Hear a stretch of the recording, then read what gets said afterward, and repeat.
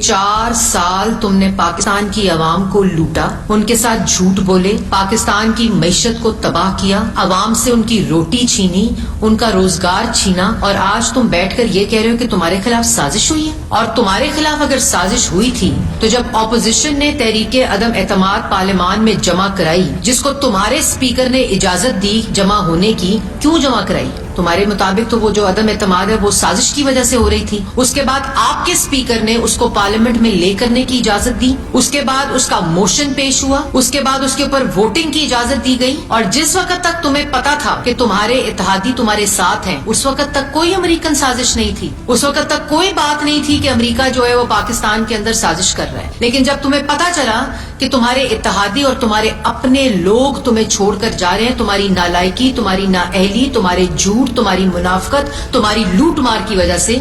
اس وقت تم نے کیا جھوٹ بولنا شروع کر دیا کہ تمہارے خلاف سازش ہو رہی ہے۔ اور 7 مارچ کو ایمبیسڈر کی میٹنگ ہوتی ہے، 8 مارچ کو ٹیلی گرام آتا ہے پاکستان، اس کے بعد 27 مارچ کو تمہیں یاد آتا ہے کہ تمہیں دھمکی دی جا رہی ہے اور پاکستان کے خلاف سازش ہو رہی ہے اور تمہاری حکومت کے خلاف سازش ہو رہی ہے۔ آپ سوئے ہوئے تھے، آپ کو 8 تاریخ کو ٹیلی گرام ملتا ہے جو ایمبیسڈر آپ کو بھیجتا ہے، اور تو آپ کے مطابق اس کے اندر لکھا ہے کہ سازش ہو رہی تھی، مجھے ہٹانے کی کوشش ہو رہی تھی۔ تو آپ نے 8 مارچ سے لے کر 27 مارچ تک اس ٹیلی گرام کا کیا کیا؟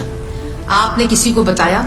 آپ نے فورن آفس، بلکہ اس میں ایمبیسڈر نے لکھا ہے،